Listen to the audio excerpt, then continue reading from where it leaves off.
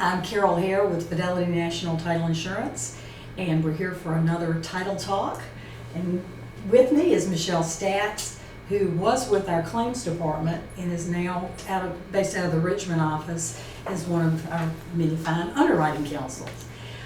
In June, I attended the VLTA, Virginia Land Title Association convention, and Lisa Tully was talking about claims that originate out of authority issues. Don't need Dr. Phil here, but the authority issues for the corporate or LLC entities, and how do you know who should sign the documents? And I asked Lisa then, what about single member LLC? Because there typically is no operating agreement, and the reason is you've got one member, he doesn't need to write out how he's going to operate himself. So Lisa mentioned that you should document the file with the inappropriate affidavit. And after that, Michelle and I were working on tweaking the general affidavit for LLCs to apply to the situation where there's a single member LLC. Take it from there. Thank you, Carol. You're welcome. Thank you for having me. I'm glad to have you here. Thanks. So we do have an affidavit that we have drafted and welcome comment on, but I think it's pretty solid. I think it goes over a lot of the situations that we do.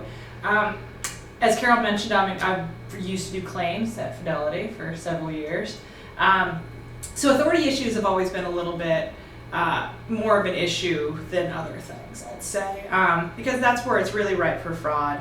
Fraudsters love authority, purporting to be somebody else and then stealing your money, right? And if a fraudster signs it, that's a total loss of title, failure of title. Generally, yes. Yeah. It takes a long it's like time a to try to forgery resolve on it. behalf of an entity. Correct. Yeah. So, and then usually they're gone, so where do you get your money? We're left holding this bag, and who's responsible for that? So what we're trying to do is mitigate all of our risk and kind of eliminate all the red flags that we could possibly eliminate to make sure that each transaction is firm, or as firm as it can be, right? So we have an affidavit that says, so pretend there's no operating agreement, right? And under Virginia law, obviously you don't need one for an LLC necessarily. Single member, for a single member, correct. So what do we do with that? We sign an affidavit saying, I am so-and-so, I have an LLC that's a single member, this is my tax identification number or social, and I don't have an operating agreement. And then it runs to us, it is notarized, and we keep it for our file. So what do we do with that social, right? That's a question.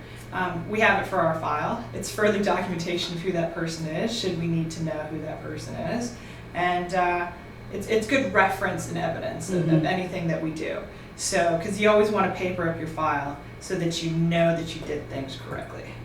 And listen to your little voice. If your gut is saying, ooh, this doesn't look quite right, investigate further. And the problem with the LLCs is there's very little available on the State Corporation Commission.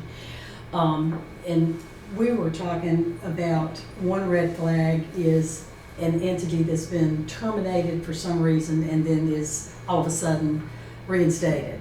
Yes. A large red flag or something to really look at is when there's a large gap of time in between the termination and the reinstatement. Why would somebody do that? Sometimes it lapses, just for not payment, and sometimes you forget. It happens. But for a large gap of time, you want to be very careful and look further into what's going on. Our agents are always careful. This is true. Always very careful.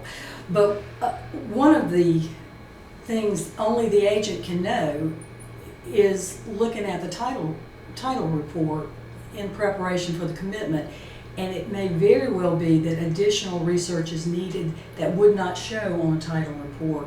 So if it just looks a little squeamish, if you feel a little squeamish underwriting it, get the title examiner to pull the older documents, maybe even documents like a satisfied deed of trust, to see who signed on behalf of that entity initially, and then you can know go from there. I know of a recent one where an LLC purchased the property, and the first deed of trust given by the LLC was signed by both parents and son. son happened to work for the mortgage company.